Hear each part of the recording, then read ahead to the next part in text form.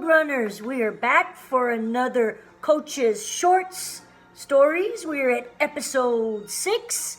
We left off with Luke destroying the Death Star. And today we are going to talk a little more about Luke and his story and how he became a Jedi. Let's dig right in.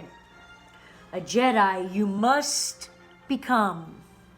Luke Skywalker would become one of the greatest Jedi Knights in the galaxy.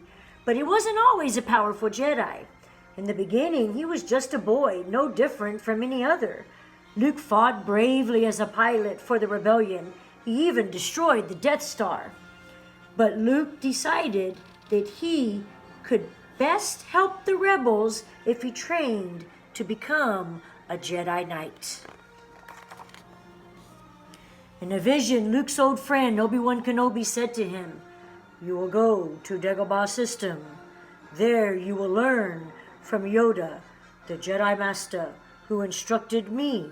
Luke knew that Obi-Wan would appear to him only if his message was really important. Luke and his droid R2-D2 flew to the Dagobah right away.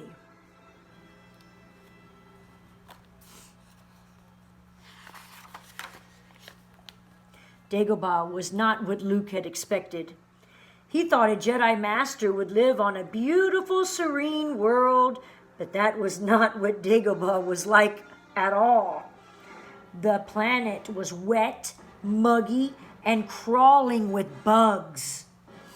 Critters and wild animals all around. It could be summed up with one word: gross.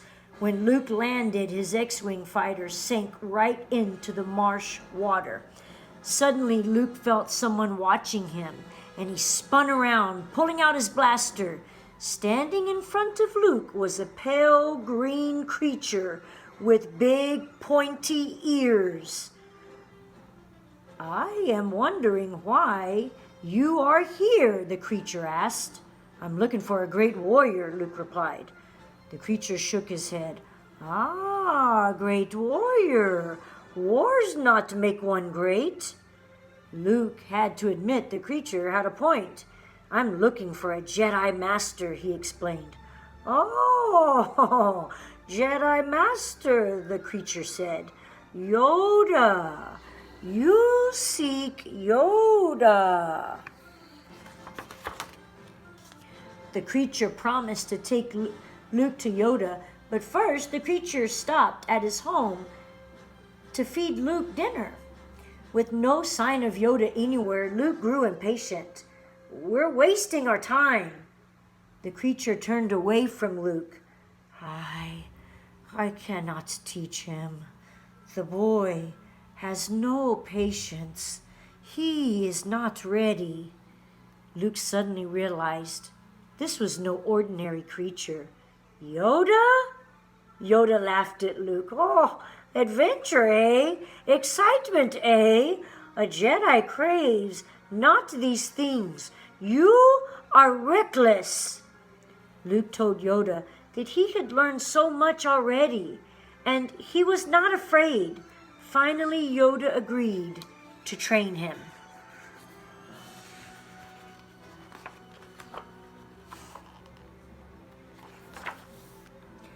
Luke's first test was to run through a swampy obstacle course. As Luke trained his body, Yoda helped him develop his mind. "A Jedi uses the Force for knowledge and defense," Yoda said. "Never for attack." Luke began to understand that being a Jedi was less about him and more about helping others. Luke also learned to move objects with the Force. One day, Luke stacked a tower of rocks with his mind while standing on his head. But as Luke placed the final rock, his X-Wing began to sink deeper into the swamp. Luke lost his concentration and fell to the ground with a thud. Thinking about trying to raise his ship from the muck, Luke said to Yoda, "Moving stones around is one thing, but this is totally different." No different. You must unlearn what you have learned," Yoda said. Luke concentrated again. He knew that he would one day have to confront Darth Vader, the powerful Sith Lord. He needed to be as strong in the Force as possible. Luke turned back to the sunken X-Wing and said, "All right, I'll give it a try." Yoda stopped Luke, saying, "Do or do not. There is no try." Luke concentrated on Yoda's words and lessons, letting the Force flow through him. Slowly the X-Wing began to rise. Luke was as surprised as R2 was excited. The little droid exclaimed with his own brand of beeps and whistles. But Luke struggled with his doubts. He knew the X-Wing was very heavy. How could he possibly manage to lift it? Slowly the ship sank back into the swamp. Luke was sad and discouraged. I can't. It's too big." "Size matters not," Yoda said. "Look at me. Judge me by my size, do you?" Yoda reached out with his tiny old hand, and the ship began to move. Yoda concentrated even more on the ship floating through the air until it came to rest on solid ground. "I don't believe it," Luke said, astonished. "That," Yoda replied, "is why you fail." Luke continued his training more determined than ever. One day Luke saw a vision through the Force. He saw his friends Han Solo and Princess Leia, and they were in trouble. They had been captured by Darth Vader. It is the future, you see," Yoda explained. I've got to go to them," Luke insisted. He couldn't bear to think that Han and Leia were in danger.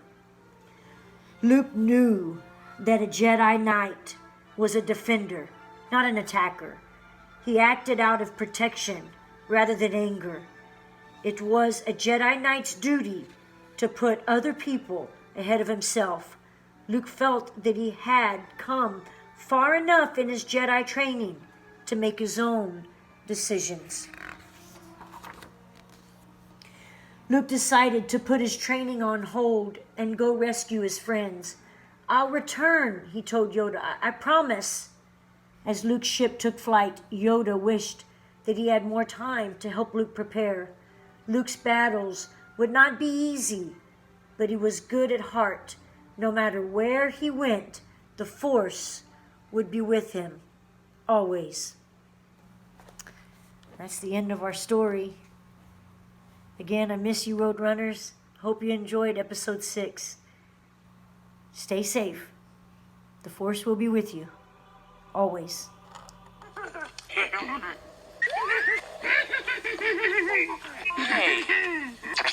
move along, little